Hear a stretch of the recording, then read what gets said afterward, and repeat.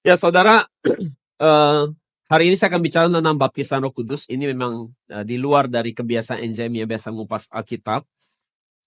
Tapi saya pikir ini perlu untuk kita mungkin juga belajar untuk mengerti tentang pribadi Roh Kudus. Saudara, di kebanyakan gereja, Roh Kudus dijadikan sebagai seperti pribadi yang ditaruh di pojok ruangan ibadah, dibiarkan, ya.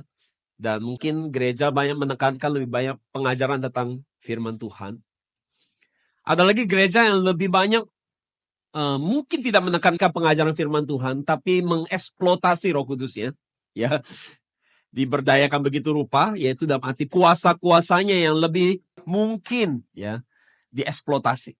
Jadi mana yang benar? Ya, sebenarnya harus kayak gimana sih memperlakukan Roh Kudus?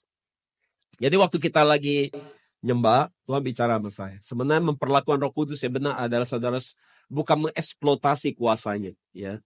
Ya bukannya itu sebenarnya, tapi yang paling penting adalah saudara harus menjadikan dia pribadi. Saudara pernah memperlakukan Roh Kudus sebagai pribadi? Sebagai pribadi artinya sesuatu pribadi yang saudara bisa ajak ngobrol, saudara bisa komunikasi, saudara bisa bicara, saudara bisa sharing. Memperlakukan dia seperti pribadi yang memang hadir dalam hidup saudara. Saudara pernah lakukan itu? Jadi saudara memperlakukan dia seperti sebuah sosok yang memang hadir, ada. Itu memperlakukan pribadi. Kalau kita kebanyakan orang mungkin hanya berdoa minta kuasa Roh Kudus melakukan mujizat-mujizat. Itu namanya dieksploitasi. Tapi yang benar sebenarnya kita harus jadikan dia pribadi. Kalau kita jadikan dia pribadi, artinya kita bisa dengar, dia bisa ngomong, dia bisa komentari hidup kita, dia bisa menghibur kita, dia juga bisa negor kita, dia juga bisa kasih arahan-arahan yang harus kita lakukan, dia juga bisa ngingetin kita, dan banyak sekali. Menjadikan dia pribadi. Jadi saudara, kita lupa bergaul dengan Roh Kudus ini. Saudara mau bergaul dengan Roh Kudus? Amin. Bergaul dengan pribadinya, menjadikan dia sebagai sosok yang hadir dalam hidup saudara setiap hari. Jadi target saya hari ini buat setiap saudara, saya mau saudara mengalami pribadi Roh Kudus ini secara pribadi, personal. Menjadikan dia pribadi yang personal buat hidup saudara yang hadir dalam kehidupan saudara setiap hari. Sehingga saudara hidupnya selalu dituntut oleh Roh Kudus. Amin. Oke, saudara, kita akan lihat mengapa kita harus dibaptis dengan Roh Kudus. Poin pertama besar ini adalah janji Yesus. Jadi Yesus berjanji akan memberikan Roh Kudus ini buat setiap saudara orang percaya. Jadi kapan Yesus janjikan? Itu adalah waktu Yesus, sebelum Yesus disalib, Yesus sudah janjikan bahwa dia akan memberikan penghibur, yaitu Roh Kudus itu buat setiap kita orang percaya. Ini di Yohanes 14:26 kita baca. Tetapi penghibur, yaitu Roh Kudus yang akan diutus oleh Bapa dalam namaku, dialah yang akan mengajarkan segala sesuatu kepadamu dan akan mengingatkan kamu akan semua yang telah kukatakan kepadamu.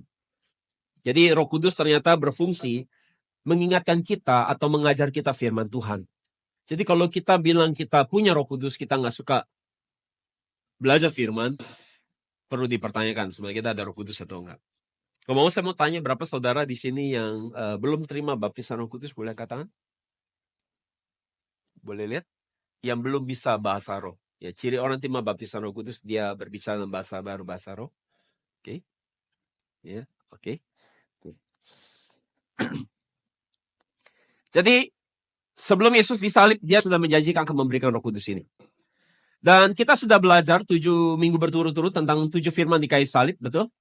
Dan Yesus disalib, mati, dibangkitkan, dan waktu dia bangkit, apa yang terjadi? Dia mulai menjanjikan Roh Kudus ini. Jadi yang kedua, poin B, jadi dia menjanjikan sebelum dia naik ke surga, dia menjanjikannya lagi tentang Roh Kudus ini. Jadi yang kedua, poin B kecil, sebelum Yesus naik ke surga, ia menjanjikan Roh Kudus sekali lagi. Ini diambil dari Kisah Rasul 1 ayat 4-5 dan 8. Kita baca sama-sama.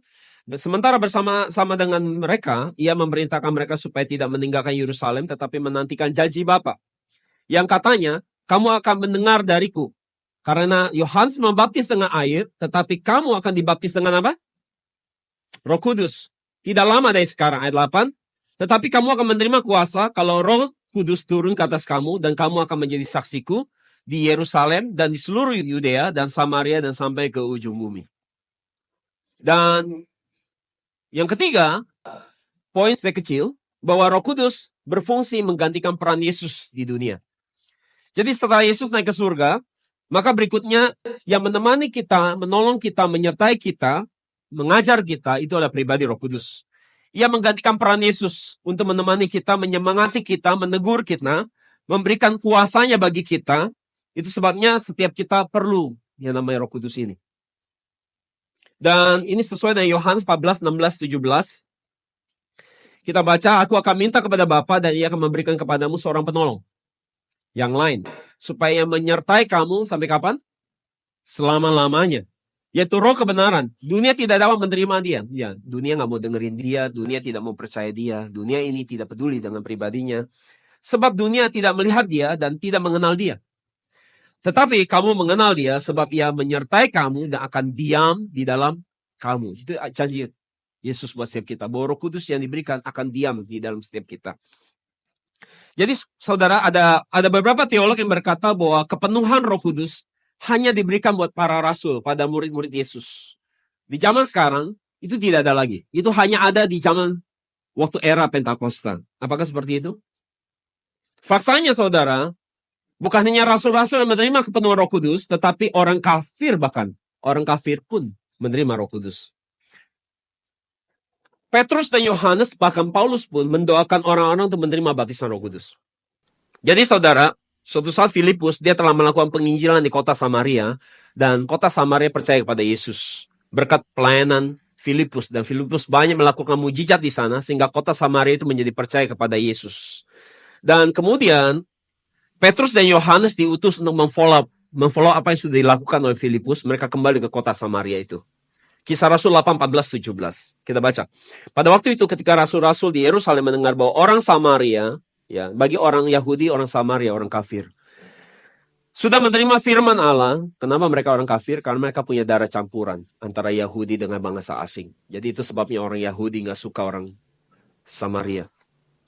Mereka mengutus Petrus dan Yohanes kepada orang-orang di sana. Ayat 15, yang datang dan berdoa bagi mereka agar mereka apa?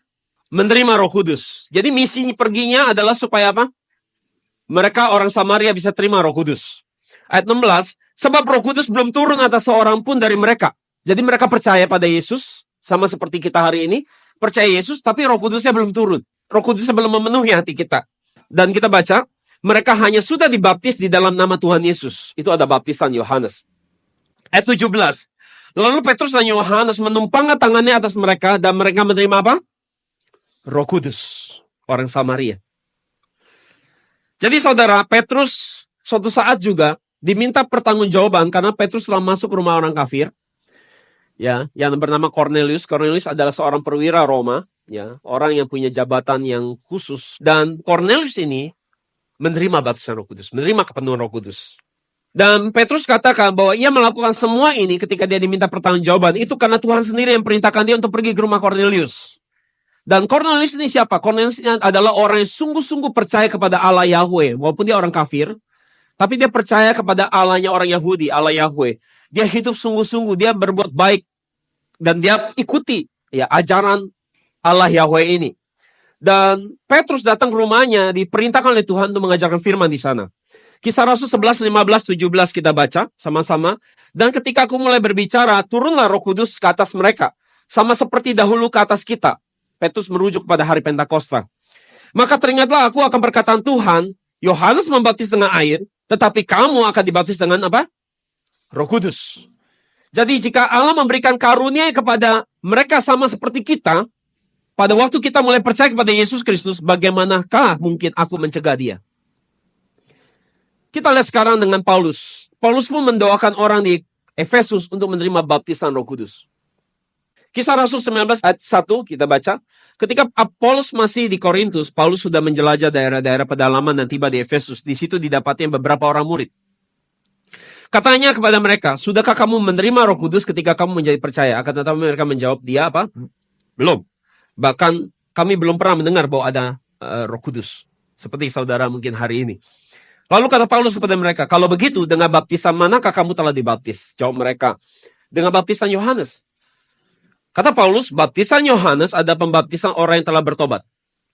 Dan ia berkata kepada orang banyak bahwa mereka harus percaya kepada dia yang datang kemudian daripadanya, yaitu Yesus.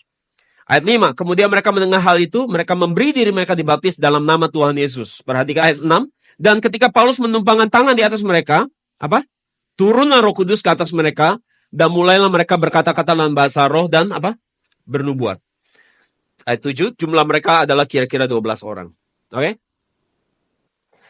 Jadi jika baptisan Roh Kudus sudah tidak ada lagi, seperti yang dinyatakan beberapa teolog, atau tidak diperlukan lagi, pertanyaan adalah gini, mengapa Paulus secara khusus datang ke kota Efesus untuk menantang orang-orang untuk menerima baptisan Roh Kudus? Kalau itu memang tidak diperlukan lagi. Pertanyaannya adalah gini, apakah sejak di Alkitab Perjanjian Lama sudah ada pekerjaan atau pengurapan Roh Kudus? Menurut saya sudah ada belum? Di Alkitab Perjanjian Lama, sudah ada belum? Yang bilang belum ada, angkat tangan. Yang bilang sudah ada, angkat tangan. Jadi sudah ada atau belum pengurapan Roh Kudus ini? Poin D kecil kita lihat, kepenuhan dan pengurapan Roh Kudus itu sudah ada sejak Alkitab Perjanjian Lama. Contoh kasusnya di mana nih kita akan lihat. Jadi apa bedanya pekerjaan Roh Kudus di Alkitab Perjanjian Lama, pengurapan Roh Kudus, kehadiran Roh Kudus di Alkitab Perjanjian Lama dengan di Alkitab Perjanjian Baru? Bedanya apa? Bedanya di mana? Kalau kita lihat bahwa di Alkitab Perjanjian Lama, bedanya adalah kalau di Alkitab Perjanjian Lama itu tidak diberikan kepada semua orang. Tidak semua orang terima itu. Itu hanya diberikan kepada orang-orang mengemban sebuah tugas. Misalnya menjadi hakim atas Israel, atau raja, atau nabi. Mereka menerima pengurapan untuk pekerjaan mereka, fungsi mereka. Dan Roh Kudus mengurapi mereka. Dan kadang-kadang bisa terjadi ketika mereka sudah tidak bertugas, tidak berfungsi lagi, Roh Kudus pun meninggalkan mereka. Tidak tinggal di situ, pergi, meninggalkan. Kita lihat contohnya, contoh kasusnya di mana. Waktu Musa mendoakan para tua-tua, ada 70 orang, mereka menerima urapan yang daripada Musa, kuasa Roh Kudus yang ada di dalam diri Musa. Di Bilangan 11:25, kita baca. Lalu turunlah Tuhan dalam awan dan berbicara kepada Musa, kemudian diambilnya sebagian roh yang hinggap padanya dan ditaruh atas ke-70 tua-tua itu. Ketika roh itu hinggap pada mereka, kepenuhanlah mereka seperti nabi. Para tua-tua 70 orang ini. Tetapi sesudah itu apa? Tidak lagi. Jadi tidak terus-terusan. Contoh siapa lagi yang terima urapan Roh Kudus dengan tugasnya? Contohnya seorang raja yang bernama Raja Saul. Dia juga menerima itu. 1 Samuel 10:10 kita baca. Ketika mereka sampai di Gibea dari sana, maka bertemulah ia dengan serombongan nabi. Roh Allah berkuasa atasnya dan Saul turut kepenuhan seperti nabi di tengah-tengah mereka. Kata kepenuhan di sini dalam bahasa Ibrani adalah naba. Naba artinya bernubuat, bermasmur seperti nabi. Jadi soal pengurapan Roh Kudus itu dialami oleh Saul. Dan tetapi karena Saul berbuat dosa, Roh Kudus pun meninggalkan dia. Itu di mana? Di 1 Samuel 16-14a kita baca apa? Roh Tuhan berpaling dari Saul. Dan apa bedanya dengan kehadiran Roh Kudus di Alkitab Perjanjian Baru? Itu diberikan kepada semua orang percaya kepada Yesus, dan ia akan berdiam di dalam diri orang percaya. Itu sesuai dengan 1 Korintus 3:16-17 kita baca, tidak tahukah kamu bahwa kamu adalah bait Allah dan apa? Bahwa Roh Allah diam di dalam kamu. Jika ada orang membinasakan bait Allah, maka Allah akan membinasakan dia, sebab bait Allah adalah kudus dan bait Allah itu ialah kamu. Referensi lain di 1 Korintus 6 ayat 19-20, saya bisa baca sendiri nanti. Saudara, kalau saudara lihat, waktu Musa, Tuhan minta dia list orang-orang yang akan menerima separuh dari roh Musa. Musa mulai melis 70 nama tua-tua untuk akan menerima itu. Yang menarik saudara, ada 2 orang yang tidak hadir di pertemuan Musa, ya, di mana Tuhan memindahkan roh yang ada dalam diri Musa kepada 70 orang. Ada 2 orang yang tidak hadir di dalam pertemuan besar itu. Siapa mereka? Mereka ada Eldad dan Medad namanya. Coba tahu itu? Kelihatan enggak? Ya. 2 orang tidak hadir, namanya Eldad dan Medad. Mereka tetap ada di kemah mereka. Tetapi apa yang terjadi pada 2 orang ini? Meskipun mereka tidak hadir, mereka mengalami kepenuhan Roh Kudus itu di kemah mereka sendiri. Bukan ini luar biasa? Karena nama mereka ada di list 70 nama. Dan kemudian Saya bisa baca ini di Bilangan 11, 26-29. Saya baca sendiri. Dan kemudian, Yosua, abdi Musa yang sangat setia, selalu menemani Musa kemanapun Musa pergi. Tiba-tiba ya, dia jadi iri melihat Eldad dan Medad.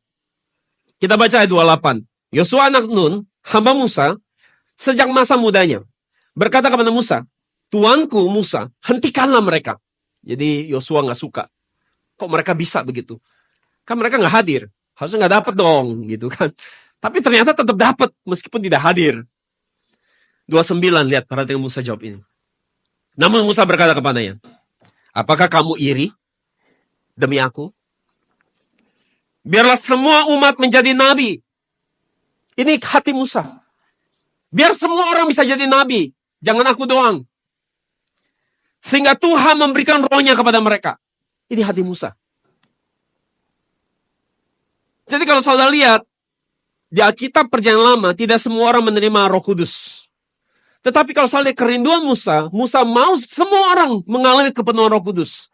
Semua orang bisa hidupnya sungguh-sungguh buat Tuhan. Itu hati Musa. Dan apa yang jadi kerinduan Musa ini, dinubuatkan lagi oleh Nabi Yoel. Nabi Yoel mulai menubuatkan bahwa nanti di akhir zaman akan terjadi orang-orang yang menerima kepenuhan Roh Kudus ini. Di mana? Di Yoel 2, 28-30 kita baca. Setelah itu akan terjadi, aku akan mencurahkan rohku ke atas semua manusia. Anak-anakmu laki-laki dan anak-anakmu perempuan akan bernubuat. Orang-orang tua akan mendapat mimpi. Pemuda-pemuda akan mendapat penglihatan. Ayat 29. Bahkan kepada para hamba laki-laki dan kepada hamba perempuan, aku akan mencurahkan rohku pada hari-hari itu. Aku akan melakukan mujizat-mujizat di langit dan di bumi, darah dan api dan gumpalan-gumpalan asap. Jadi saudara, ini yang akan terjadi di akhir zaman. Dan kita hari ini hidup di era kapan? Akhir zaman. Kita adalah orang yang hidup di era akhir zaman ini. Kitalah yang sedang dikasih tahu di sini. Yoel sedang bicara tentang era zaman kita, bahwa kita akan menerima itu. Saudara, saya minta saudara benar-benar konsentrasi dengan firman Tuhan ini. Karena saya akan menimpartasi saudara di minggu kedua kemungkinan. Saya nggak tahu kalau selesai khotbah mungkin Tuhan gerakin saya bisa doain saudara. Tapi kalau enggak berarti saya simpan buat minggu kedua. Kenapa saudara harus dengerin baik-baik ini? Karena ini, mendengar ini dengan konsentrasi menentukan saudara dapat atau enggak dapat. Saudara, saudara dapat baptisan Roh Kudus itu atau tidak itu tergantung dari firman yang saudara harus dengar. Karena saya sedang nyiapin amunisi itu buat saudara. Kalau saudara nggak punya bahan bakunya, saudara nggak punya dasar kebenarannya, saudara nggak akan bisa dapat itu. Saudara harus punya amunisi yang cukup untuk bisa punya itu. Baru saudara akan terima. Dan PR saya nggak susah. Akan lebih ringan. Hitungan detik, boom, saudara dapat. Kalau saudara nggak ada bahan bakunya, karena iman timbul dari apa? Pendengaran firman loh. Jadi kalau saudara nggak punya firman yang cukup, saudara nggak punya sesuatu yang bisa bikin itu boom. Jadi firman itu kayak bensin. Roh Kudus itu kayak api ya. Jadi waktu dia ketemu, boom. Dan seringkali waktu saya melakukan kuasa mujizat, itu kadang-kadang karena ada firman di drop sama saya, Roh Kudus nyamber, cepret, boom, terjadi kuasa. Itu saudara harus konsentrasi, dia dengerin firman ini. Ini bahan buat saudara untuk dapat. Sebenarnya lebih mudah. Kalau saudara nggak punya bahan materialnya, saudara agak susah dapatnya. Karena nggak ada dasar. Apa dasar saudara percaya? Apa yang membuat saudara bisa terima iman itu? Jadi saudara, dan kerinduan Musa, dan nubuatan dari Nabi Yoel, telah terjadi di kapan? Di hari Pentakosta. Pada waktu Pentakosta. Waktu Petrus dipenuhi Roh Kudus yang mengutip kembali nubuatan Nabi Yoel ini. Di Kisah Rasul 2, 14-19, Petrus mengutip ulang pernyataan Nabi Yoel. Dan di hari itu, waktu Petrus berkhotbah dengan penuh kuasa diurapi oleh kuasa Roh Kudus, 3.000 orang bertobat dan memberi diri dibaptis. Sesuai dengan Kisah Rasul 2, 41. Pertanyaan gini, mengapa banyak orang Kristen sudah dibaptis Roh Kudus, kadang-kadang kelakuannya atau tindakannya tidak memperlihatkan seperti orang yang menerima kepenuhan Roh Kudus? Saya pernah pikirkan ini. Betul nggak? Ada nggak kayak gitu? Bahasa rohnya luar biasa. Wah. Kalau nyembah Tuhan tangannya manis banget, bagus banget, holy banget. Tapi pulang gereja kelakuannya kok kayak nggak ada Roh Kudusnya gitu. Saya pernah lihat itu. Ya, pernah lihat itu. Kenapa ada seperti itu? Saya pernah bertanya kenapa ada seperti itu. Ya, itu jadi benar Roh Kudus atau bukan? Saya pernah bertanya itu. Mengapa, saudara? Jawabannya adalah karena orang itu setelah menerima baptisan Roh Kudus, hidupnya tidak dipimpin oleh Roh Kudus. Jadi saudara, Roh Kudus, baptisan Roh Kudus adalah hadiah Tuhan buat kita untuk kita semakin dekat, intim sama Tuhan. Jadi saudara, orang-orang ini, mereka membiarkan ego mereka, keinginan mereka, keserakan mereka yang mimpin mereka, hawa nafsu mereka mimpin mereka. Itu sebabnya mereka bukan orang yang dipimpin oleh Roh Kudus, meskipun mereka terima baptisan Roh Kudus. Jadi mereka adalah orang-orang yang mengabaikan suara Roh Kudus untuk memimpin hidup mereka. Lama-lama, suara itu diam. Tidak bicara lagi. Jadi saudara, apa yang harus kita perhatikan bahwa meski kita sudah terima baptisan Roh Kudus, tetapi untuk kita diakui sebagai anak Allah, atau diakui sebagai anak Allah oleh Allah itu sendiri, itu hanya pengakuan itu hanya diberikan buat orang-orang yang dipimpin oleh Roh Kudus. Dalam arti dipimpin oleh firman. Jadi untuk orang diakui jadi anak Allah, dia harus punya ciri yang jelas. Cirinya yang jelas adalah hidupnya dipimpin oleh Roh Kudus. Bukan berbahasa roh dengan seru-seru gitu. Bukan itu ukurannya. Ukurannya adalah orang itu harus dipimpin oleh Roh Kudus. Dipimpin Roh Kudus artinya apa? Dipimpin oleh firman. Ini sesuai dengan Roma 8:14 kita baca. Semua orang yang dipimpin oleh Roh Allah apa? Adalah anak Allah. Jadi saudara, anak Allah di sini dalam bahasa Yunani ada huios. Apa ini? Huios di sini. Huios adalah anak yang sudah dewasa. Bukan kekanak-kanakan lagi, bukan kanak-kanak. Ini adalah anak yang sah. Anak yang punya kemiripan dengan Allah Bapa secara kepribadian dan bukan secara fisik. Jadi, bagaimana kita bisa tahu seorang anak ini anak asli? Anaknya orang ini. Dari mana kita tahu? Dari apa? Harus ada kemiripan. Dia harus punya kemiripan. Tetapi, kemiripan di sini yang ditekankan itu bukan kemiripan secara fisik. Tapi kemiripan secara kepribadian. Karakter. Sifat. Saudara tahu bahwa setiap kita diciptakan serupa dengan Allah, betul? Segambar dengan Allah. Ini bukan artinya secara jasmani, tapi secara arti sifat, karakter kita, itu serupa dengan Allah. Kelakuan kita harus mirip dengan Allah. Baru kita bisa diakui sebagai anak yang sah. Dan Paulus menggunakan kata huios di sini, dia menekankan bukan anak secara kelahiran, tetapi anak melalui proses diadopsi. Katakan diadopsi. Diadopsi. Bukan anak, diadopsi jadi anak. Jadi saudara, ketika seseorang menuruti pengajaran atau iman ataupun didikan seseorang, bisa ada seseorang mengajarkan sesuatu pada kita atau memberikan firman buat kita, dan kemudian kita menuruti ajaran ataupun didikan atau iman orang itu, kita meneruskannya, maka kita bisa diakui sebagai anak dari orang itu. Saudara mengerti maksud saya? Ini maksudnya. Kita menjadi anak bukan atas dasar secara keturunan, dilahirkan menjadi keturunan secara lahiriah, tapi kita menjadi anak karena faktor iman. Iman yang sama, iman yang dia miliki telah sampai kepada kita dan kita menghidupinya, maka kita boleh diakui sebagai anak dari orang tersebut. Saya mengerti maksud saya? Ini maksud huios di sini. Jadi menjadi anak bukan dari faktor kelahiran, tapi menjadi anak dari faktor penerusan iman. Menerima warisan iman. Contohnya di mana? Hal seperti ini kita bisa temukan. Contohnya di Alkitab di mana kita bisa temukan.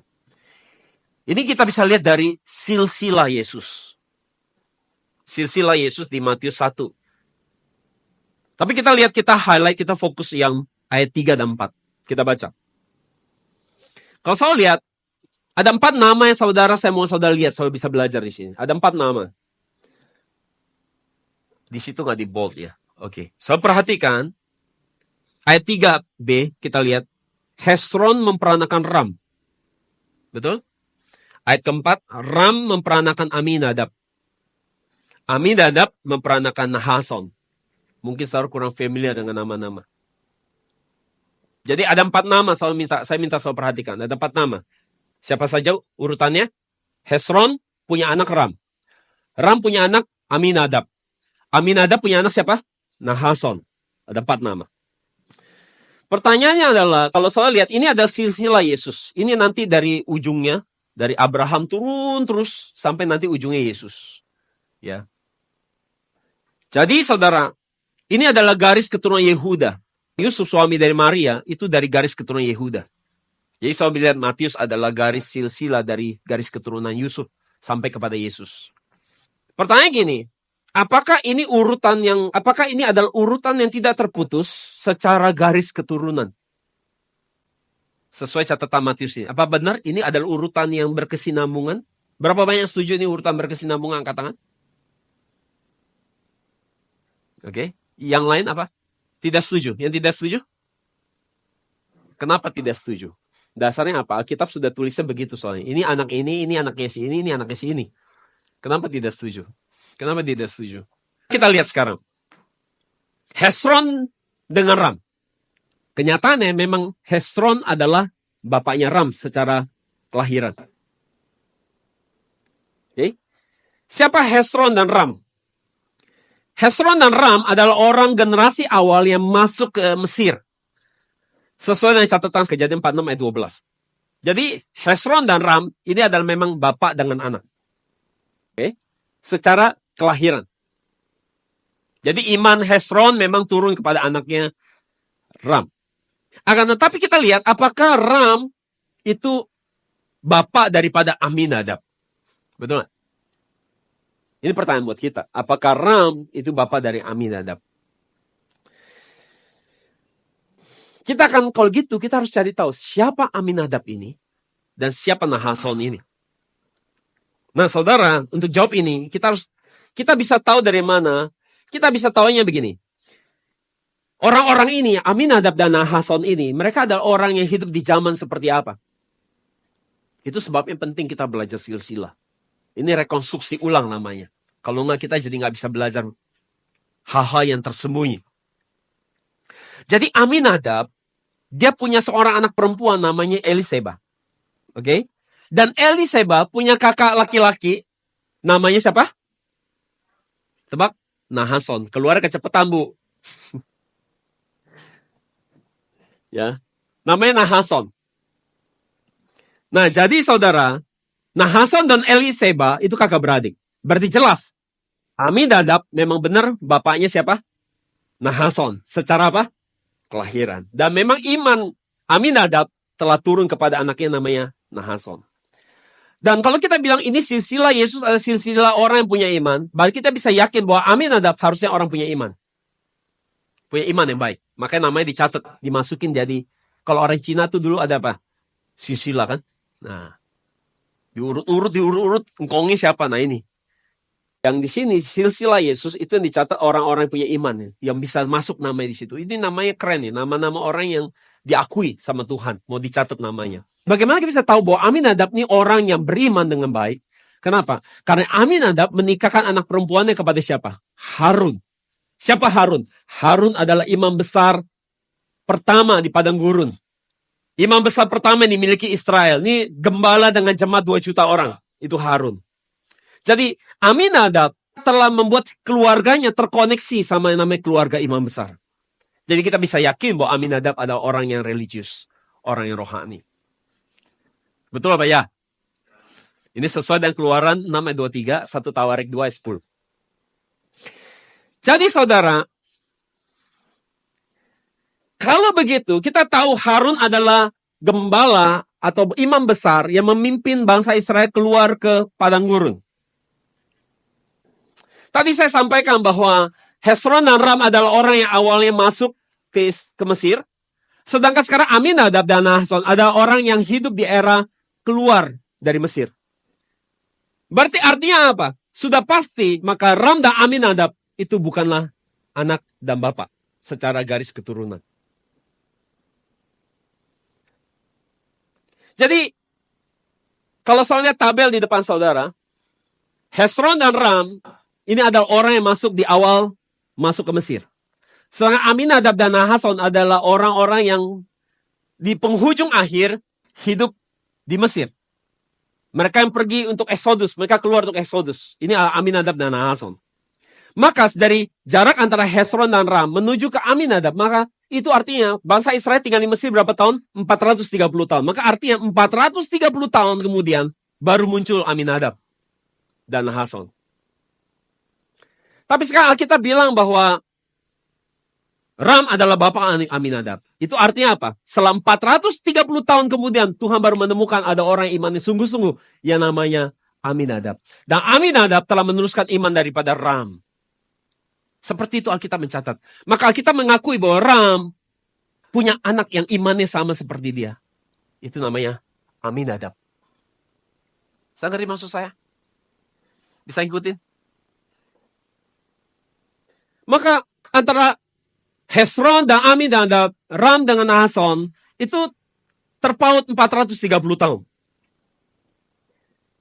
Maka jelas bahwa Ram bukanlah ayah Aminadab dan Aminadab bukanlah anak daripada Ram. Jadi sudah 430 tahun sudah berlalu. Maka kalau begitu artinya harusnya selama 430 tahun ada nama-nama lain di situ. Betul?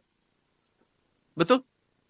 Berarti ada 430 tahun nama orang yang dihapuskan sama Tuhan. Ya harusnya dicatat. Tapi karena imannya tidak baik, imannya tidak berkenan di mata Tuhan, Tuhan hapuskan. Ada kurun waktu 430 tahun, nama-nama orang yang dihapus namanya oleh Tuhan. Maka kita bisa simpulkan bahwa nama-nama orang yang telah dihapus namanya begitu saja oleh Tuhan dalam kurun waktu 430 tahun ini, apa yang kita bisa belajar? Kita pikir selama ini bahwa Tuhan hapus nama orang itu nanti terjadi waktu kapan? Kebanyakan kita berpikir di akhir zaman. Sesuai ayatnya, di Wahyu 3 ayat 5. Bahwa nanti Tuhan akan hapus nama orang di kitab kehidupan. Mereka imannya tidak sungguh-sungguh, betul? Tapi perhatikan baik-baik. Kenyataannya, Tuhan sudah hapus nama orang. Nggak perlu tunggu di akhir zaman. Tuhan sudah hapus nama orang yang imannya tidak sungguh-sungguh sejak di Alkitab Perjanjian Lama. Dan itu bukan waktu yang pendek. 430 tahun Tuhan tidak menemukan orang yang punya iman yang sama seperti Ram. 430 tahun kemudian baru ditemukan orang yang sungguh-sungguh itu seperti Ram kepada yang namanya Aminadab. Dan Tuhan bilang, Aminadab, kamu anaknya Ram. Karena kamu punya iman yang sama, kesungguhan yang sama, kecintaan pada Tuhan yang sama.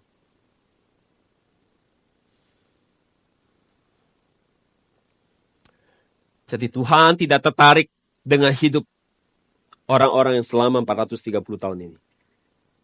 Karena mereka hidup buat diri mereka sendiri. Sehingga Tuhan tidak tertarik memasukkan nama mereka ke dalam silsilah Yesus. Mungkin di mata dunia orang-orang ini yang dihapus adalah orang-orang hebat, orang kaya, orang terkenal, orang-orang yang berpengaruh, orang-orang yang disegani. Yang kalau kita pakai ukuran mata lahiriah, cara dunia melihat orang itu kan dari apa? Menghargai orang dari mana? Uang, duit, nama baik, ya kan? Kekuatan, pengaruh, kekuasaannya, koneksinya, backingannya. Kita respect sama orang dari itu. Tapi bagi Tuhan, meskipun orang-orang diukur oleh dunia ini orang-orang yang hebat, tapi bagi Tuhan, jika orang tidak punya iman yang baik kepada Tuhan, Tuhan anggap gak penting-penting amat. Meskipun di mata orang lain mereka sangat penting. Tapi di mata Tuhan, itu tidak terlalu penting. Sehingga Tuhan menghapus mereka seperti ombak menghapus pasir di lautan. Begitu saja. 430 tahun itu waktu yang panjang. Ada banyak generasi bisa muncul di situ, tapi Tuhan terminate. Buang begitu aja. Dan Tuhan tertarik kepada siapa? Orang yang punya iman. Bukan kepada orang yang punya kekuasaan secara lahiriah. Bagus kalau itu dipakai buat Tuhan. Tapi kalau itu dipakai buat kesenangan sendiri, kepuasan sendiri, Tuhan tidak perhitungkan. Saya harus tahu bahwa semua hal yang kita lakukan yang ada hubungan sama Tuhan, itu adalah dosa. Mau sehebat apapun orang ngakuin kehebatan kita, selama apa yang kita lakukan tidak terkoneksi sama kehendak Tuhan, Tuhan tidak anggap itu penting. Sehingga Tuhan hapus saya begitu aja. Pertanyaan gini, apakah ini hanya terjadi di sini? Sudah? Tidak ada lagi yang kayak gini kasusnya. Ratusan tahun generasi dihapus namanya. Nggak ada lagi menurut saudara. Udah selesai di sini. Bukti yang lain. Ada atau tidak?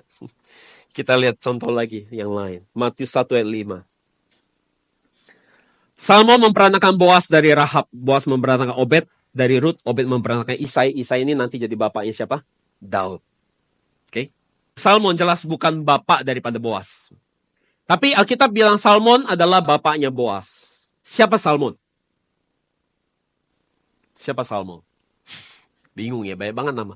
Saya tahunya Salmon itu yang saya bikin steak. Salmon, ikan yang lawan arus itu loh Pak.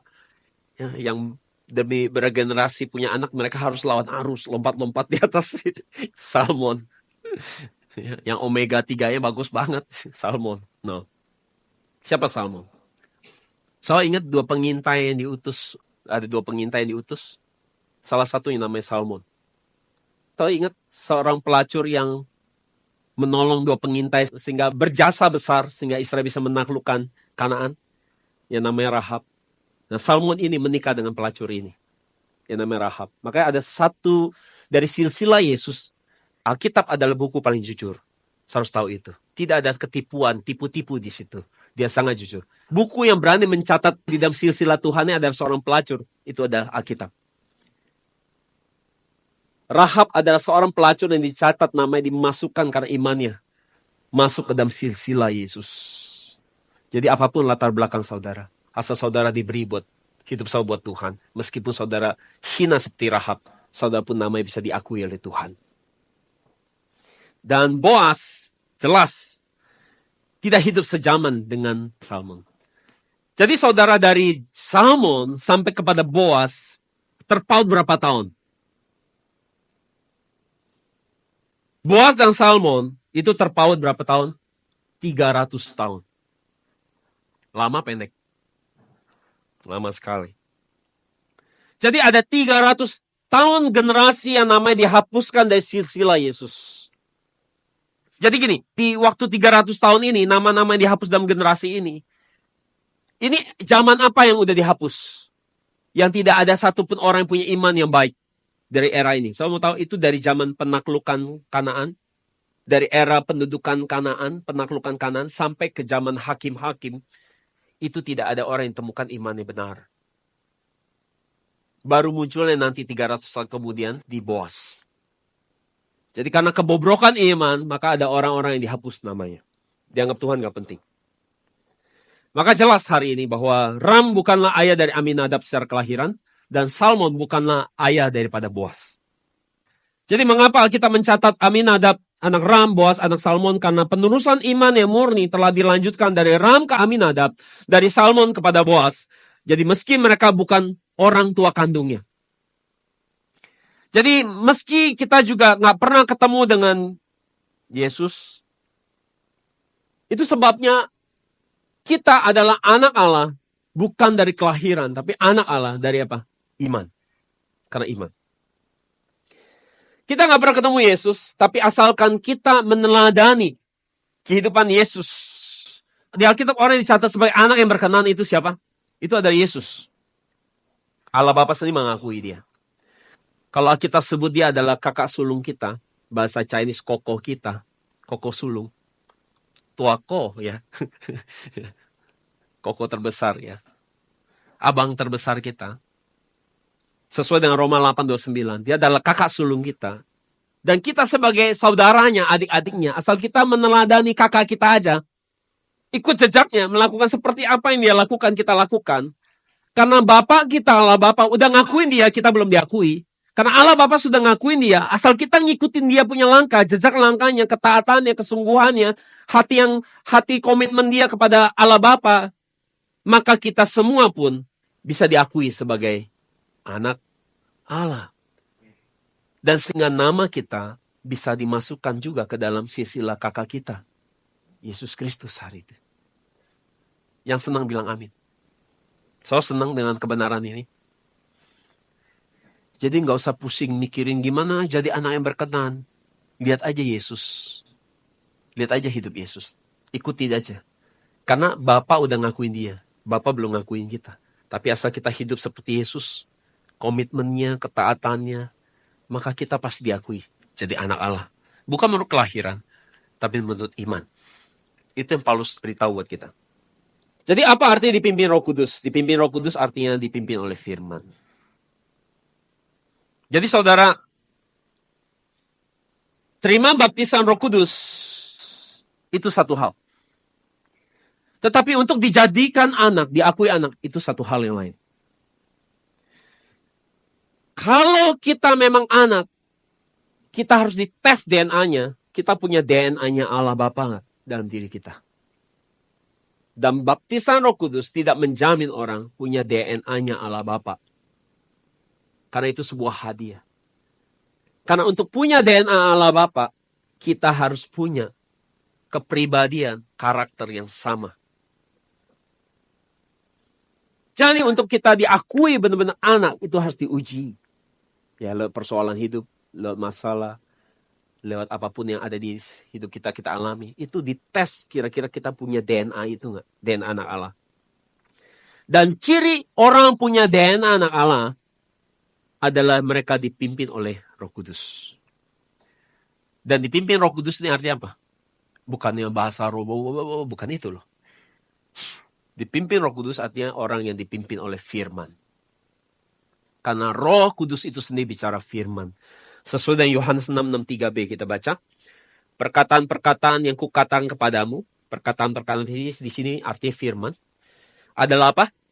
Roh dan hidup. Jadi firman Yesus, Alkitab, itu adalah roh itu sendiri. Adalah Roh Kudus. Roh Kudus hanya bicara, perhatikan baik-baik. Roh Kudus hanya bicara dari firman. Jadi saudara, kalau ada suara, ada orang menyampaikan pesan firman, gak ada dasar firman, kita bisa ragukan itu. Saya ngerti maksudnya? Karena Roh Kudus, kalau orang udah bawa Roh Kudus bicara, Tuhan bicara, ayatnya di mana bro? Dasar ayatnya di mana juga lu bilang gitu? Agak nggak kita biar? Saya gini, apa ini saya sering dulu ngajar ini. Apa pentingnya firman dengan pekerjaan Roh Kudus? Saya harus ngerti ini. Kalau saudara ngerong-ngerong nggak jelas, nggak ada dasar, saudara nggak punya keyakinan. Tapi kalau saudara ngalir di dalam Roh Kudus, tapi ada dasar alkitabiahnya di dalam diri saudara, itu seperti api dan bensin. Boom! Terjadi sesuatu mujizat. Jadi kenapa hidup kita, Yesus luar biasa, tapi kita biasa-biasa? Karena persediaan amunisi kita nggak banyak. Firmannya nggak banyak. Karena Roh Kudus akan ngambil file data ke firman, boom! Bikin sebuah ledakan. Jadi kalau sudah nggak banyak belajar Alkitab, kok kosong ya, nggak ada yang bisa diambil amunisinya. Nggak ada yang bisa diambil buat dilempar. Karena Roh Kudus, boom, dia hanya memberitakan firman Yesus. Roh Kudus, dia hanya ngomong apa yang Yesus ngomong. Roh Kudus hanya bicara apa-apa pakai firman. Jadi kalau saudara lagi di dalam aliran Roh Kudus, terus kemudian saudara dapat firmannya, boom, itu seperti keyakinan firm bahwa ini akan terjadi. Tapi kalau nggak ada bahan bakunya, sayang sekali. Jadi semakin saudara banyak punya firman, semakin Roh Kudus akan bisa ngomong sama saudara. Lihat ini, lihat ayat ini, ngerti, lihat ini. Cara lihatnya gini, ini loh maksudnya. Lihat ini, lihat itu. Itu yang Roh Kudus lakukan. Jadi Roh Kudus selalu bicara dengan dasar firman. Jadi mengapa kita harus menerima baptisan Roh Kudus? Yang kedua adalah karena itu membuat kita mengenal Allah dengan baik melalui firman. Jadi Roh Kudus akan buat kita mau kenal Tuhan dengan baik. Mau kenal Tuhan dengan baik. Efesus 1:17. Dan meminta kepada Allah, Tuhan kita Yesus Kristus, yaitu Bapa yang mulia, itu, supaya memberikan kepadamu roh hikmat dan wahyu untuk mengenal Dia dengan benar. Jadi dikatakan bahwa Tuhan memberikan roh hikmat dan wahyu untuk apa? Untuk mengenal Tuhan dengan apa? Benar. Kalau gitu, orang Kristen bisa kenal Tuhan benar atau salah? Bisa benar, bisa salah. Kalau ada bisa kenal Tuhan dengan benar, maka bisa kenal Tuhannya salah. Betul apa ya? Makanya Paulus kasih tahu gitu. Kamu bisa kenal Tuhan jadi benar, kamu juga bisa kenal Tuhan jadi salah loh. Tergantung berapa banyak firman yang kamu punya. Semakin sedikit firman yang kamu punya, bahan bakunya semakin ngawur, udah. Semakin melenceng. Semakin banyak bahan baku firman kamu punya, kamu kenal Tuhan semakin benar. Jadi saudara,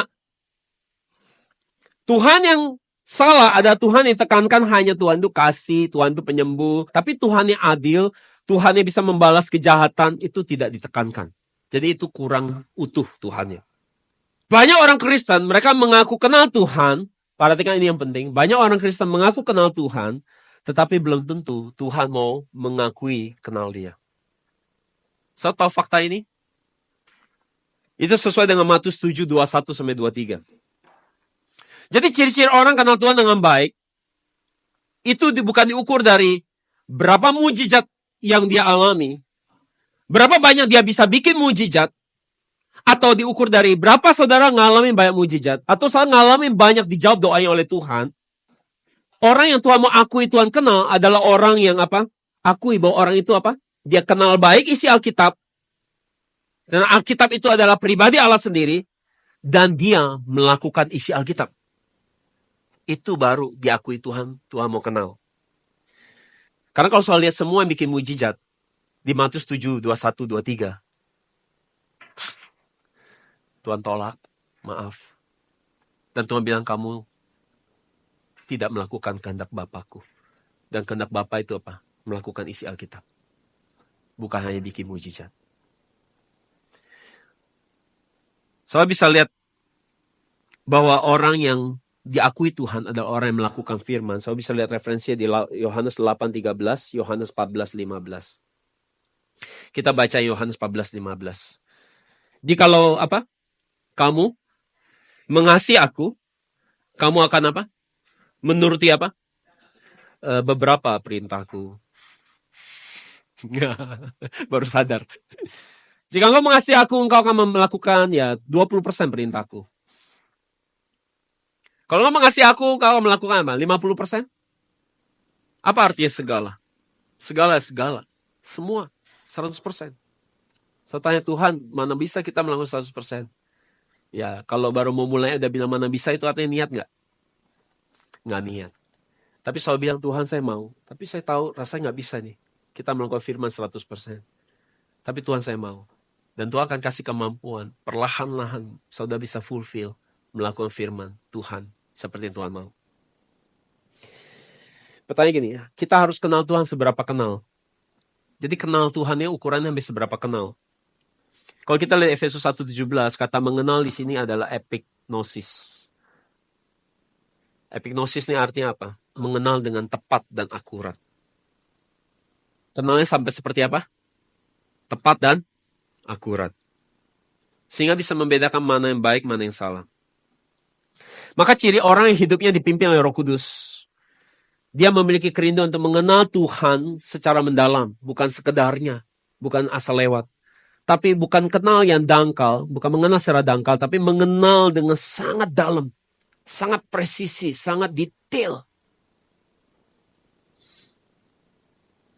Saudara, saya tahu semua kita imannya bertumbuh ya. Butuh waktu untuk jadi sungguh-sungguh dalam Tuhan itu proses. Tapi saudara ada ciri-cirinya. Saudara sebenarnya orang yang mau mengenal Tuhan dengan akurat atau tidak. Itu dari cara saudara memperhatikan dan memperlakukan firman. Saya mau tanya. Contoh. Kalau di sini tiba-tiba berdiri seseorang yang sangat saudara kagumi. Artis. Presiden. Siapa misalnya? Saya memperhatikan dengan akurat gak? Kalau hari ini tiba-tiba di depan saudara seseorang artis yang saudara sangat kagumi. Atau seorang presiden yang saudara perhatikan. Ataupun itu bos saudara yang gaji saudara. Kira-kira saudara memperhatikan gak? Atau mungkin itu langganan saudara yang kalau belanjanya banyak. Waktu dia datang ketemu saudara, saya perhatikan dia dengan akurat gak? Melihat dengan teliti gak? Kenapa sama firman saudara gak begitu? Karena gak ada duitnya. Nggak ada kepentingan sama hidup saudara. Maka Alkitab bilang orang baik, orang yang mau cari Tuhan tanpa kepentingan. Jemaat di Berea disebut jemaat yang baik. Semua yang nggak ada kepentingan sama kita nggak mau peduli. Jadi kita belajar di sini iman yang cari Tuhan bukan karena ada maunya, tapi cari Tuhan karena memang mau kenal doang, nggak yang lain. Itu sampai kita nggak ngerti. Ngomong apa ini? Nggak ada hubungan sama hidup saya. Bikin ngantuk. Karena memang nggak lagi ngomong hidup saudara. Di sini kita lagi ngomongin pribadi Tuhan soalnya. Terus hidup saya gimana dong? Ya, saudara. Saudara kalau hidupnya mau kenal Tuhan, masa Tuhan nggak peduliin hidup saudara? Gini deh. Lucu loh saudara. Kalau sebelah saudara presiden, atau seorang raja sebelah saudara punya semua. Terus kemudian saudara ngeluh, saya kurang makan, saya nggak ada duit buat beli ini, saya nggak ada ini. Lucu nggak? Ini sebelah saudara tuh yang punya semua. Terus tiba-tiba saudara ngeluh hal-hal yang jelas-jelas itu sangat memalukan. Sorry maksudnya. Jadi sebenarnya bagi kita apa? Itu bonus sebenarnya. Tuhan bisa jawab. Tuhan bisa jawab apa yang kita mau. Asal kita bukan cari jawabannya, tapi cari pribadi. Itu cuman. Jadi gimana ya? Kita tuh kayak gini loh. Jadi kita kalau di sini kelasnya beda ya. Levelnya harus ngerti gini. Jadi kita di sini gini loh. Kenapa kita ngomong tentang Tuhan punya pikiran doang, nggak ngomong tentang hidup kita di firman di hari Minggu sini? Karena kalau sampai kita ngomong hal-hal di bawah begini, kita bisa bercanda gini, lu kayak nggak punya Tuhan lu. Lu punya Tuhan nggak sih jadinya? Saya ngerti maksudnya? Orang yang Tuhan hidup saya, Tuhan sakit saya, Tuhan. Kita jadi tanya sih, lu semua punya Tuhan dong nggak sih? Lu yang lu bawa masalah hidup lu terus ya. Lu kayak nggak punya Tuhan sih kelihatannya. Jadi orang yang tidak pernah bahas masalah kesulitannya lagi, itu jelas dia punya Tuhan. Ya apa ya? Tapi orang terus bawa masalahnya. Come on. Kamu gak ada Tuhan. Jadi gak bisa lihat Tuhan. Dan kalau saya ngomong gini, bukan berarti hidup saya lancar. Bukannya semuanya nyaman. Saudara yang kenal saya tahu pergumulan saya. Saya pun tidak pernah mengeluh sedikit pun. Kenapa? Karena saya tahu Tuhan. Ada Tuhan. Gitu. Memang ada Tuhan. Jadi kita terus fokus. Kita sini dilatih fokus untuk lihat Tuhan terus. Dengan detail akurat. Dan semua masalah kita itu mah bonus. Jadi saudara. Bagaimana kita bisa lihat bahwa kita sebenarnya adalah orang yang mentuhankan Tuhan. Bagaimana kita menjadikan Tuhan itu kita memang mau kenal dia dengan akurat. Itu dari cara kita memperlakukan firman sebenarnya. Dari cara kita dengerin firman aja sebenarnya udah kelihatan. Kita ini sebenarnya ada bakat orang yang mau kenal Tuhan akurat atau enggak. Kalau dengernya selewat, dengernya sampai kosong pikirannya. Apalagi kalau saya ngomong datar.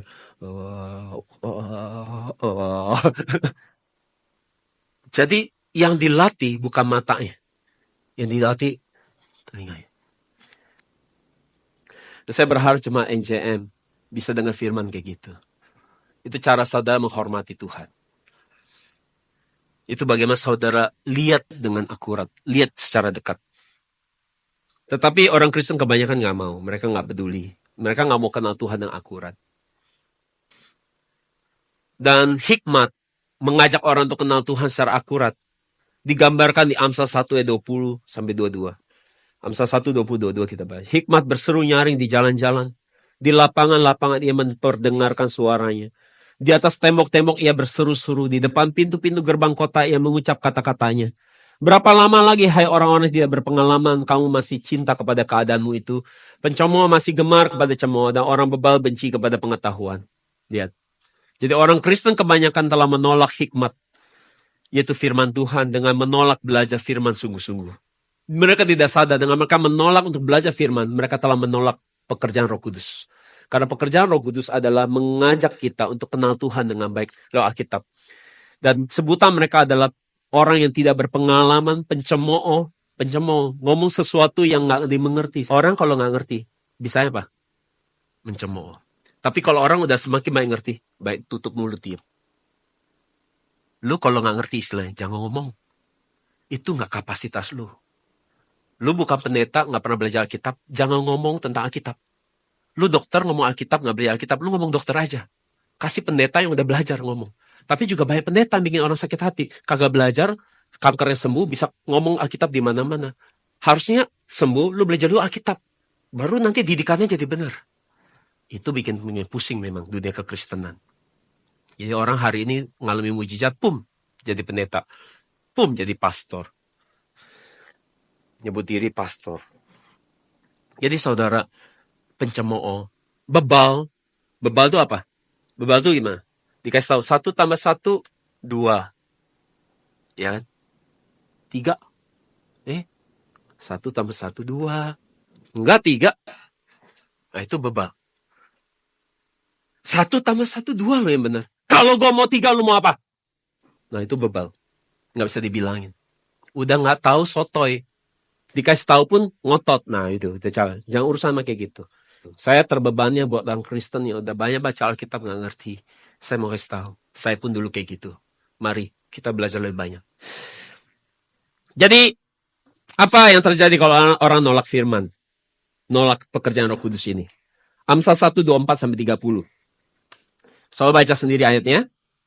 Di situ dikatakan bahwa orang yang nolak firman, tidak mau sungguh-sungguh belajar Alkitab, untuk cari tahu isi hati Tuhan, tidak mau kenal Tuhan dengan akurat lewat Alkitab. Tuhan katakan, nanti kalau mereka susah, celaka, Tuhan juga nggak akan tolong. Tuhan nggak akan tolong. Karena itu saudara, mari kita sungguh-sungguh cari pengenalan akan Tuhan lewat Alkitab selama masih dikasih waktu untuk kita cari Tuhan, kenal Tuhan. Mari kita bukan kenalnya cuman sekedar, kenalnya cuman dangkal. Mari kita kenal lebih dalam, lebih akurat. Sehingga kita bisa hari ini diakui sebagai anak Allah. Amin. Saya pikir saya sampai hari ini di sini dulu. Minggu depan saya akan jelasin tentang apa-apa yang bisa saudara karunia apa yang akan saudara terima. Ada 9 karunia yang akan saudara terima kalau saudara menerima Roh Kudus. Jadi siapkan hati saudara. Minggu depan saya akan doakan saudara untuk terima baptisan Roh Kudus. Saya mau saudara, ini dulu yang saya siapin dari rumah minggu depan. Orang yang terima baptisan Roh Kudus itu mesti orang yang haus banget.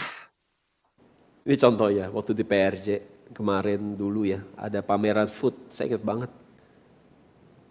Ini saudara seneng ya kalau khotbah saya begini kali. Jadi lebih ngebayangin lebih gampang. Saya pergi bertiga dengan kakak perempuan saya 2 orang. Itu pameran makanan saudara di PRC. Bagi-bagi sosis atau ya, saya lupa lah mereknya. Bagi sosis, itu ada stand sosis lah pokoknya, nggak usah sebut merek. Mereka bagi-bagi sosis. Sosisnya cara dibaginya itu dilempar. Nah, kakak saya yang kedua memang rada maruk orangnya. Namanya Haus kan. Haus buat sosis. Jadi itu kan saudara bayangin dong, PRJ loh.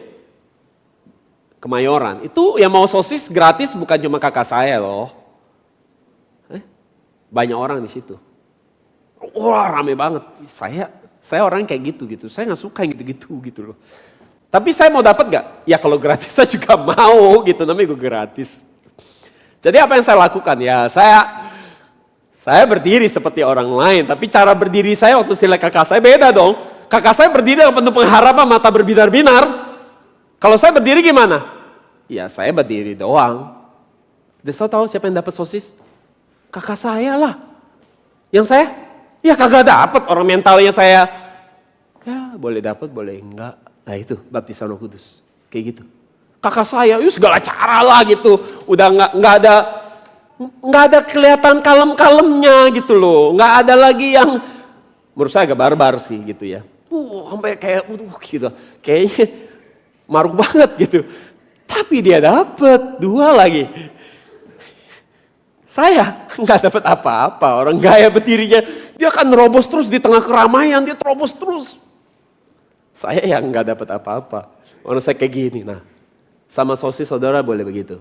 Sama baptisan Roh Kudus saya nggak boleh begitu mentalnya kayak saya. Saya harus kayak kakak saya, maruk, haus, nggak mau tahu, nggak peduli kiri kanan. Nah banyak orang nggak terima baptisan Roh Kudus salah satunya malu ya. Takutnya nanti terlalu heboh, nanti orang bilang apa? Ya nggak dapet, kayak saya itu. Ya minggu depan saya ulang lagi buat yang belum dengar contoh ini. Oke, saya siapin hati yang haus. Hausnya harus banget loh. Tuhan kalau kamu nggak kasih, saya mau mati rasanya ini kalau Tuhan nggak kasih saya. Saya mau tahu kayak apa ini rasanya. Saya mau tahu ini kayak apa. Nah harus kayak gitu. Sama Roh Kudus. Mari kita berdoa. Tuhan terima kasih buat firman-Mu hari ini. Yang mempersiapkan kami mengerti tentang pribadi Roh Kudus. Tolong kami supaya kami bisa menjadikan Roh Kudus sebagai pribadi yang bukan hanya kami cari kuasanya, tapi kami mau menjadikan pribadi Roh Kudus sebagai pribadi yang menuntun hidup kami, mengarahkan kami, mengajarkan kami banyak hal, membuat kami jadi pribadi yang lebih baik lagi, sampai kami boleh serupa dengan Allah Bapa. Karena DNA kami sebagai orang yang adalah anak Allah, itu adalah DNA kami, adalah orang yang dipimpin oleh Roh Kudus, dipimpin oleh firman Tuhan. Tolong kami supaya Roh Kudus juga boleh terus menggerakkan kehausan, keinginan yang besar untuk kami mau kenal Tuhan lebih akurat, lebih presisi loh firman Tuhan. Dan itu ada tanda kami orang yang punya Roh Kudus. Karena Tuhan tolong jemaat-Mu supaya mereka punya kehausan yang besar melebihi kepentingan pribadi mereka setiap hari. Hari-hari mereka punya urusan. Tapi berikan kepentingan yang lebih besar dari itu. Itu kepentingan untuk mereka mau kenal Tuhan. Untuk mau mencintai Tuhan, mau mengasihi Tuhan, mau melakukan apa yang Tuhan mau. Untuk mau mengenal Tuhan lebih lagi dan lebih lagi. Tolong jemaat-Mu punya hati yang haus sama Tuhan, untuk mau kenal Tuhan lebih lagi dan lebih lagi. Lebih dalam lagi Tuhan, lebih dari segala yang ada. Lebih dalam lagi ku cinta Kau Yesus, ku mengasihi-Mu.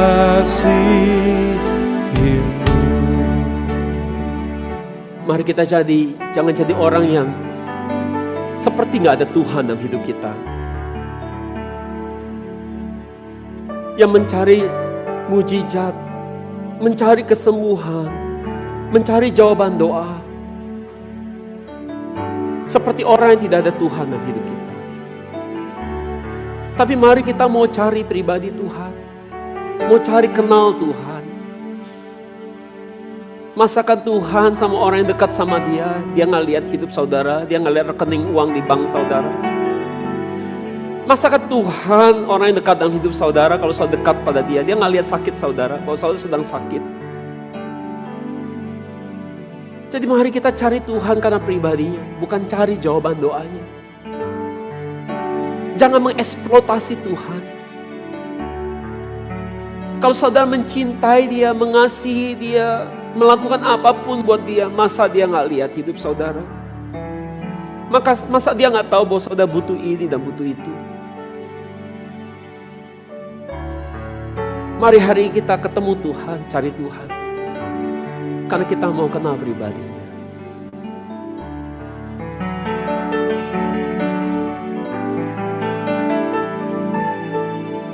Satu hal yang ku rindukan, ya Tuhan, selalu berada di dekat-Mu.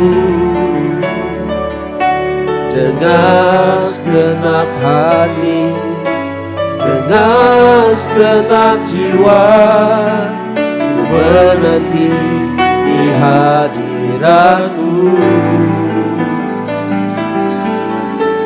Satu hal yang ku rindukan, ya Tuhan,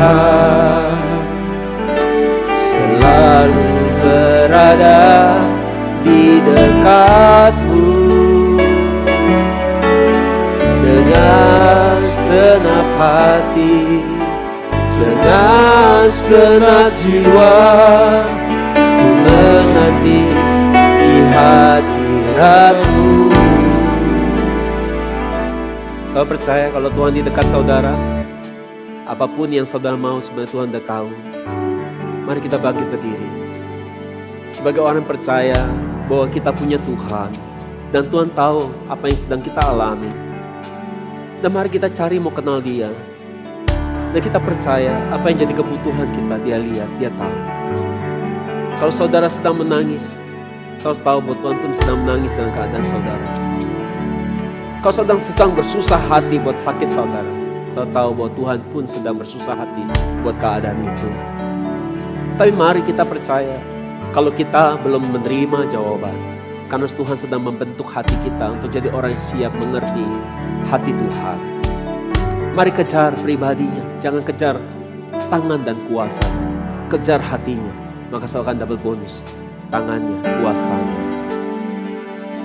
Lebih dalam lagi kami mau kenal Kau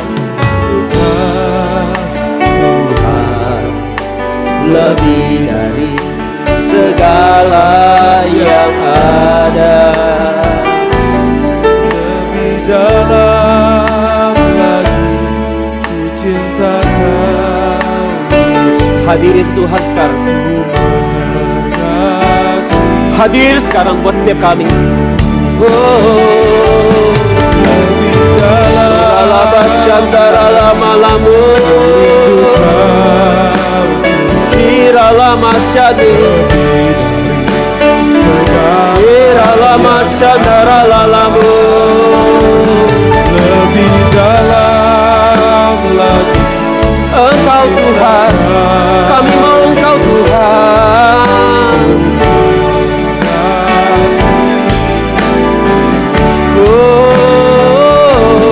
lebih dalam lagi Kira lama syandara lama-lama.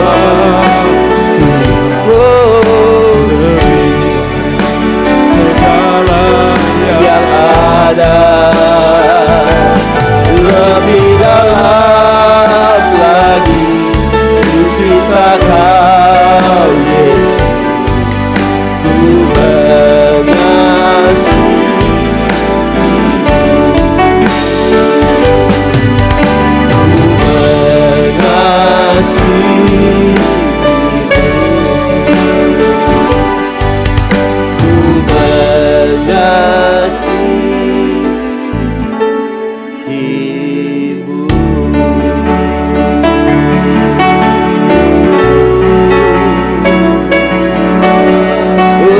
lama syandara lamu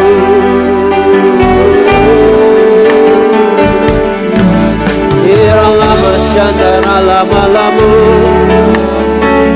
Kira lama syandara lalamu Kira lama syandara lalalamu Ya lama syandi Kira lama syandara lama-lama-lamu Yara lamo, yara lama syandi, yara lama nama nakara lama-lama Yara lama she, yara lama lama-lama Kena masyandara lama serere Kira lama syandara lama-lama Kira lama serere Kira lama syandara lama-lama Yara lama serere Yara lama se Yara lama sadara mone kerele se Kira masokoro mutakara lama se Yara lama serere Yara lama Yara lama serere Yere bondo koro musanara lama serere Managara lama baba Kira lama serere Yara lama takara lama serere Yara lama baba Yara lama serere Yara lama Jangan takut Jangan takut Yara lama serere Yara lama se Jangan gelisah hatimu anakku Yara lama serere Yara lama takara lama se Aku masih Allah yang sama Kira lama serere Yara lama Aku masih Allah yang besar Kira lama serere Aku masih Allah yang ajaib Dahsyat dan perkasa Yara lama syandara lama Jangan katakan pada hatimu Jangan bertanya di hatimu Tuhan bagaimana Bagaimana dengan hidupku Bagaimana dengan keadaanku Tuhan Ini terus sulit Ini tidak mungkin Tuhan aku tidak sanggup Aku tidak mampu lagi Kira lama serere Tapi dia katakan anakku terima penghiburan daripadaku Oh ya lama syande Mengalir kasihmu Tuhan Mengalir urapan yang baru dari hidup kami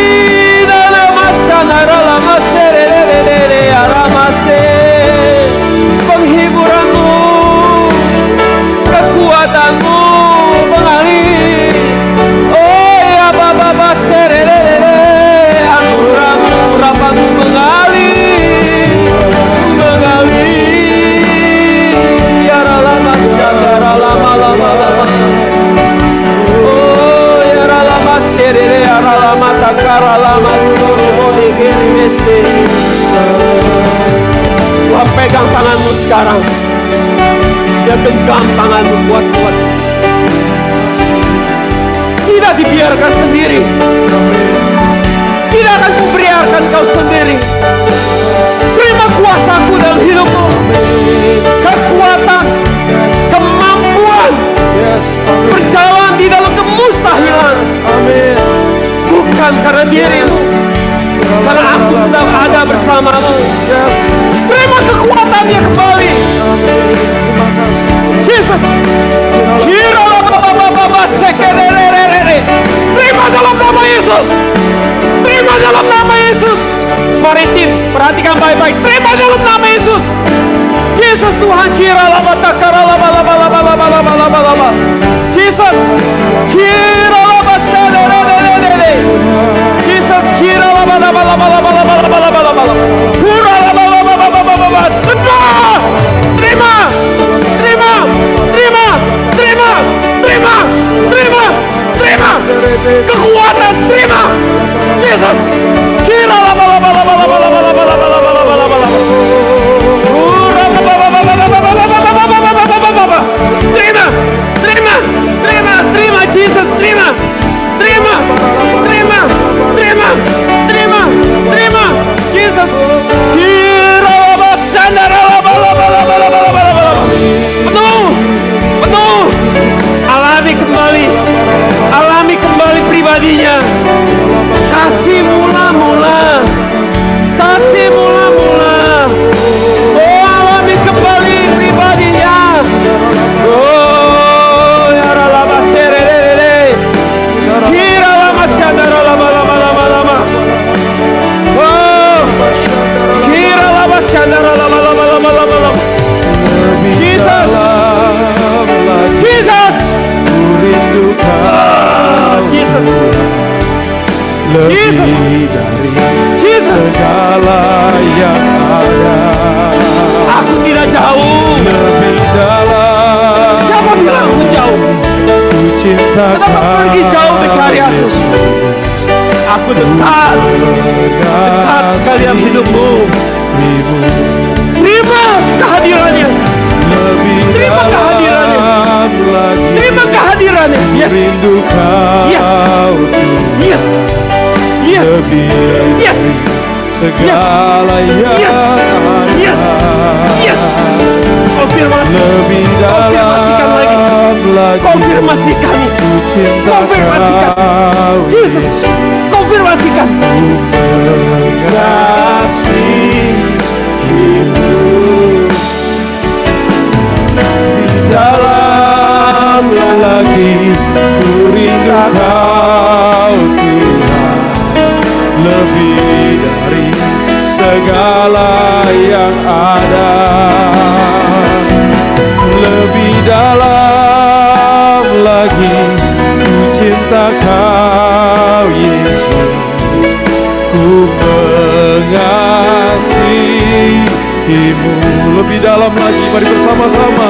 Lebih dalam lagi ku rindu kau Tuhan, lebih dari segala yang Ada penderitaan yang memang harus dilengkapi.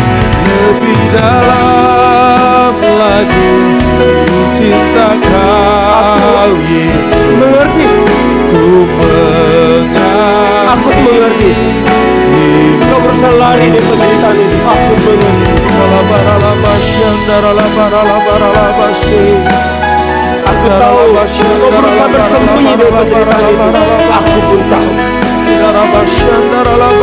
Tapi Kau harus tahu, aku ada di situ. Aku juga menangis di situ. Aku juga susah hati di situ. Mari bersama-sama tetap menyembah Tuhan, saudara. Mari fokus menyembah Tuhan. Tapi Engkau bertahan sampai hari ini. Lebih dalam Aku pun mengerti lagi, betapa Engkau mengasihi aku. rindukan Kau lakukan semua demi aku. Aku pun tahu itu. dari segala yang ada. Lebih dalam lagi Akan selalu jadi Bapamu, Kau Yesus, kekasih hatimu, pujaanmu. Dia akan terus menguatkanmu, menyemangatimu terus hari demi hari. Aku tidak bisa janjikan penderitaan itu selesai, Nak. Tapi aku bisa janjikan, aku akan terus menemani kau dalam proses itu, supaya kau kuat, supaya kau bisa tenang. Bapa, di dalam nama Yesus, aku cabut setiap penderitaan. Aku cabut setiap penderitaan itu di dalam nama Yesus. Jesus! Jesus! Jesus! Jesus! Jesus! Jesus! Jesus! Jesus! Jesus! Jesus! Ku cintakan Angkat! mengasihi. Hari ini aku minta Bapa, Lebih ringankan sedikit, ringankan sedikit, angkat, ringankan sedikit beban itu, Tuhan, ringankan sedikit Bapa, beri keringanan sedikit, kemampuan untuk bisa mengerti, kemampuan untuk bisa bertahan, kemampuan untuk tetap mengasihi. Bapa, beri Bapa, beri.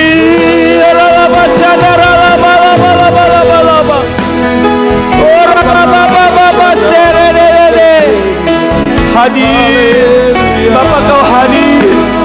Hadir Bapa, hadir Bapa, hadir Bapa. Bapa, we love you. We love you Bapa. We love you.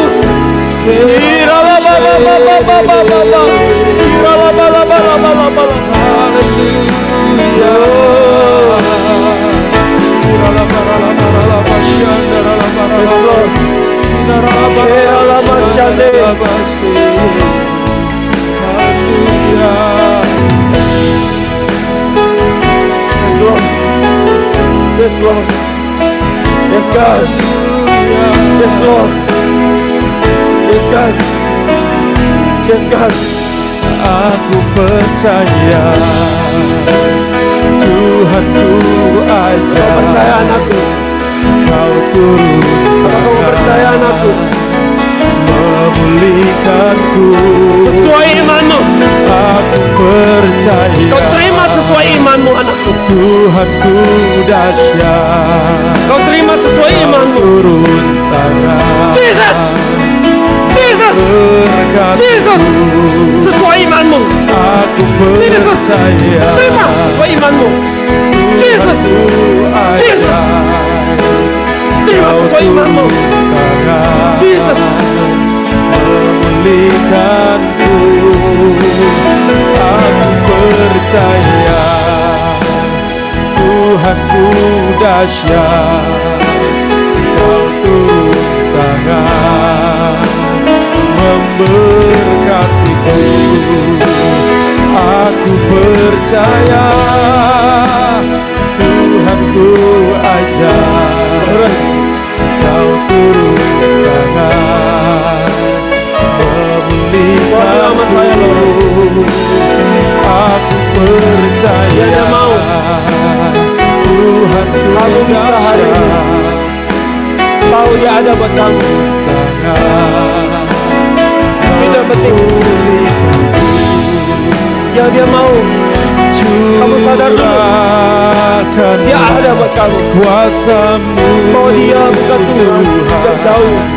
Mujizat terjadi Soal di kesembuhan, tempat ini. soal mujizat, itu hal kedua. Hal yang pertama, lo harus tahu dulu bahwa Tuhan ada dalam hidupmu. Dia tidak pernah tinggalkan kamu. Mujizat Meskipun kamu rasa terjadi kamu ditinggalkan, sekarang ini. tapi Tuhan katakan, kau harus tahu, aku tidak pernah tinggalkan kamu. Dan ada waktu di mana aku berkata, bangkit dan berjalanlah. Maka kau akan berkata, kau akan bangkit dan berjalan. Mujizat terjadi Kau tahu di bahwa hari ini Tuhan mau. tempat Kau harus tahu yang ada dalam hidup orang. Lama syandara lama takara lama kuasa Ura lama syandara lama takara bo.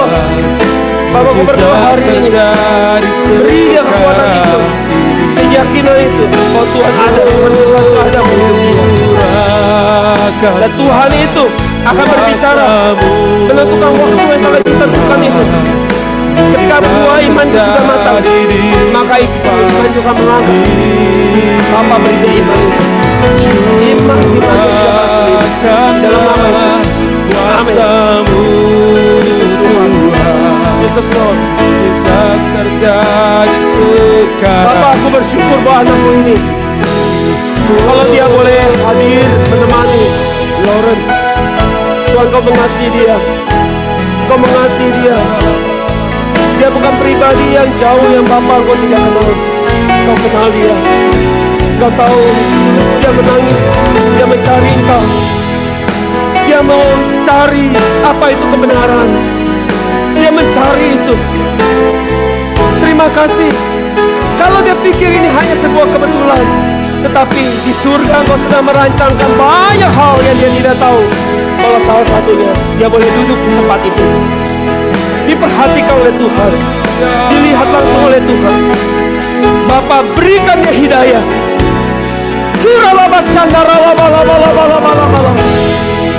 Konfirmasikan hatinya, teguhkan hatinya, supaya dia bisa melihat terang hidup itu, cahaya kebenaran itu, jalan lurus itu, kebenaran itu. Yesus katakan, aku jalan kebenaran dan hidup. Bapak bawa dia melihat jalan itu, jalan menuntun dia kepada kebenaran-Mu, kepada hidup itu. Bawa dia mengalami itu. Bapak di dalam nama Yesus, bawa dia hari ini mengalami pribadi Tuhan, bawa dia boleh berjumpa dengan Tuhan, mengalami sosok Tuhan. Bawa Tuhan hari ini dan Kau juga punya rencana buat hidup dia.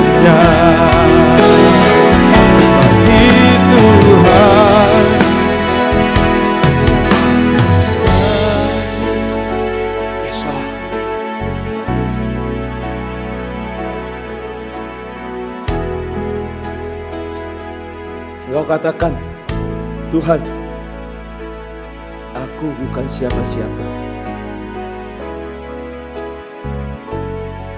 Tuhan, siapa aku ini?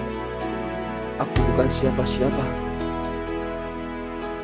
Tuhan, apakah aku sepenting itu? Iya, Engkau sepenting itu. Engkau penting, karena aku yang bentuk Engkau di rahim ibumu. Apakah engkau pikir ibumu yang membentuk engkau?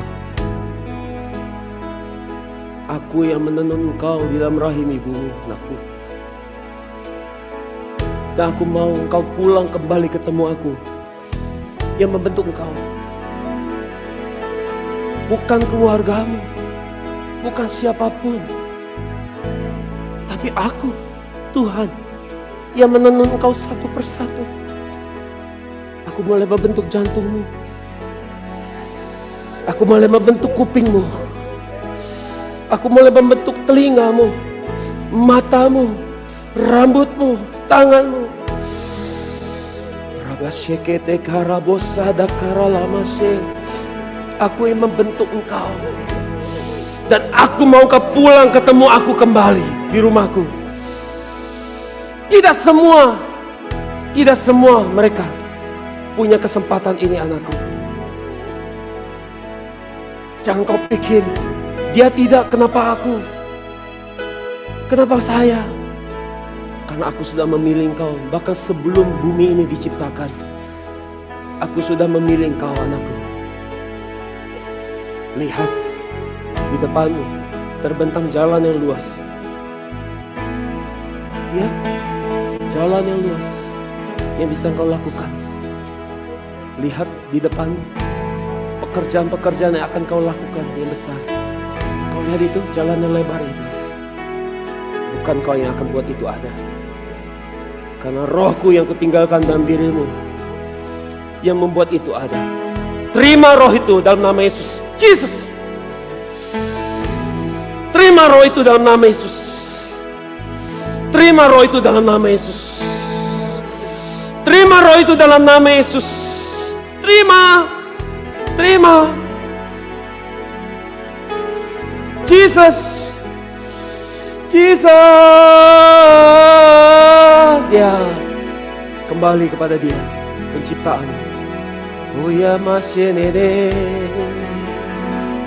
Ya ramasenere. Kireme sonoro nakara lamase. Ya ramasene ya ramone. Kira lamasenere. Oh ya ramasanara lama. Kera lama shanara lamone, serere. Oh ya lama serere, kira lama shanara lamo. Terus bergaul kepada penciptamu, bergaul kepada penciptamu. Kira lama shanara lamo.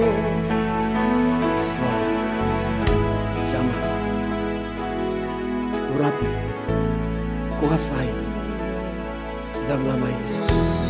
Mulai hari ini buat dia bergaul terus dengan pribadi Allah. Yesus yang 2000 tahun yang lalu telah mati buat dosanya, untuk membawa dia kembali pulang kepada Allah Bapa. Terima kasih Tuhan. Kira lama syanara lama sini, kuyara lama sini, kuyara lama syanara lama sini.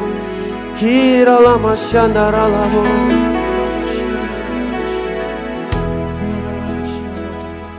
Kami memuji kebesaran-Mu,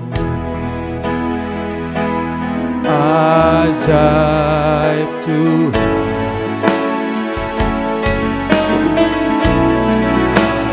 Ajaib.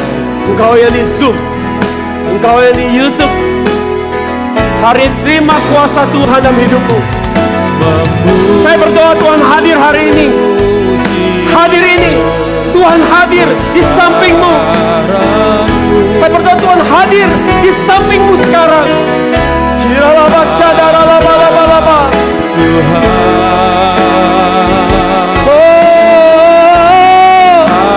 ajaib Tuhan. Oh ya lama syadara laba laba laba.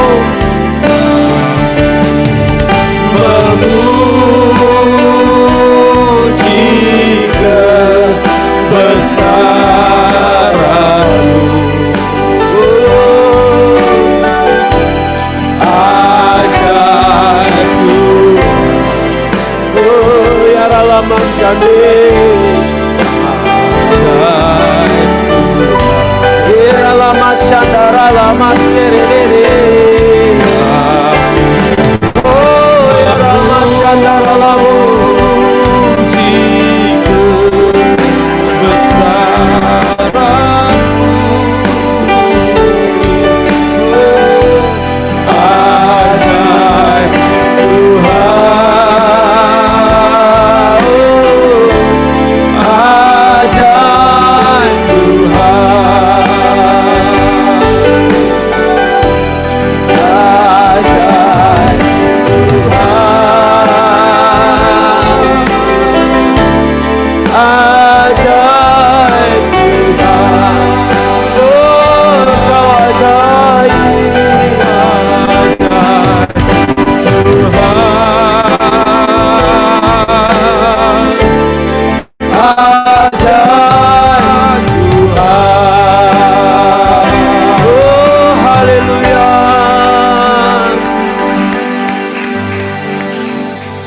Kami bersyukur kalau kami di gerejamu, kami terima firman-Mu yang begitu dahsyat.